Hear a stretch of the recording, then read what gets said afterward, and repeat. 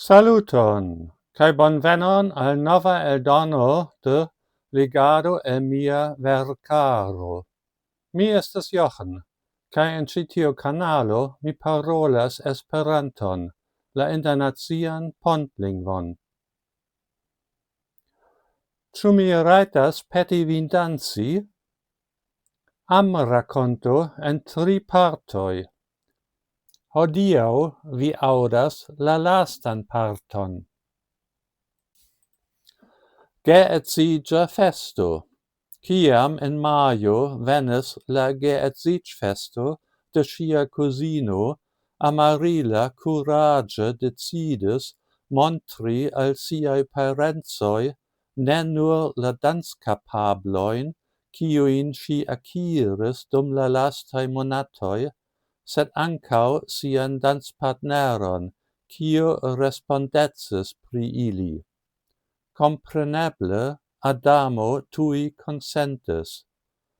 Dum Amarila presentis sian dancpartneron al siai multnombraj geonkloj kaj gekuzoj, evidentiĝis al ŝi, ke Adamo de longe fariĝis pli ol nur bona amiko, kiu instruis ŝin danci. Ĉar ŝi dancis kun li, ŝi regule rakontas al li pri ĉiuj siaj zorgoj, tiel ke li nun estis ŝia plej proksima konfidulo, eĉ pli proksima ol ŝia plej bona amikino Gladiola, kiun ŝi alie povos kunporti al ĉi tiu festo, por ke ŝi ne estu tute sola. Laŭ sia sobra maniero, Amarila decidis klarigi la aferon. Diru al mi, Adamo, ĉu vi povas imagi, ke vi iom estus mia koramiko? Ŝi flustris hazarde al sia kunulo. Sed jam de longe tiel estas, Amarila, li respondis. Nur ĉar ni ankoraŭ ne kisis, tio ne signifas, ke ni ne estas jam paro. Vi volas diri, ke tiel la aliaj vidas nin? En danclernejo oni jam parolas pri mia fianĉino, kaj por miaj samklasanoj ankaŭ estas interkonsento, ke ni ambaŭ restu kune post la lernejo. Ho! Kaj kial mi ne sciis pri ĉi tiu antaŭe? Ĉar mi volis doni al vi la tempon, kiun vi bezonas, kaj ne trompi vin fari ion, kiun vi ne volas. Sed mi volas tion. Do nun verŝajne estas la ĝusta tempo por mia donaco, Adamo klarigis, metinte la manon en sian jakpoŝon kaj eltirinte sakon kun 2 ringoj. Unu perfekte konvenis al la ringofingro de Amarila, ĉar ŝi tuj provis ĝin, dum la alia estis multe tro granda por ŝi. Ne mirinde, ĉar ĝi tute ne estis destinita por ŝia mano. Fianĉringoj? Amarila demandis nekredeme.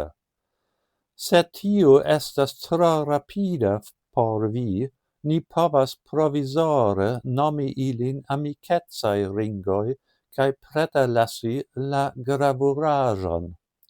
Ho, Adamo, kriis Amarila, kaj ĵetis sin en la brakojn de sia amiko.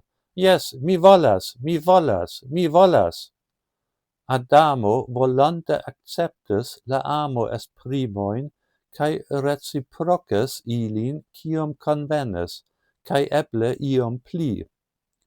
Restis neklare tiun vesperon, ĉu Amarila elektis la donacon kun aŭ sen gravuraĵo, sed estis ankoraŭ sufiĉe da tempo por tio. Fianĉinigita. Ĉu vi ne diris, ke okazas la geedziĝo de via kuzino, gladiola demandis sian amicinon, «Cae nun vi aspectas quaso estes via propra festo, tamen vi tiam ancau portos la ringon ali flanque, ciu ne? Vi estas neebla, gladiola, gi estas nur ringo de amicetso, au eble fianĉringo, se mi decidas voli gravuron. Sed la nomo estus Adamo, ciu ne? Compreneble, la sola knabo con cio mi pasigas mian tempon.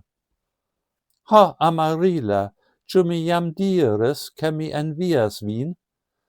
Se mi tio tempe ne mal acceptos la proponon de Adamo, mi nun povos esti ce lia flanco anstatau vi. Sed gladiola, ciu vi ne pensas, che vi ne toleros la laboremetson de la ulo? Yes, vi pravas, sed knabino povas revi. Cio ocase estas pli bone, che mia plei bona amicino captes lin, ol iu ein gallinagino, ciu ne? Compreneble, quancam vi estonte devos pli ofte vidi lin cae min cunai, char vi estas mia plei bona amicino, sed espereble vi baldaŭ trovos vian propran animon. Aŭ ĉu vi jam trovis lin? Adamo diris ion pri la basludanto en sia bando. Yes, Udo estas ulo laŭ mia gusto, cio ludas basgitaron, quancam con plida peno li povos ludi la cefvoĉon per gitaro.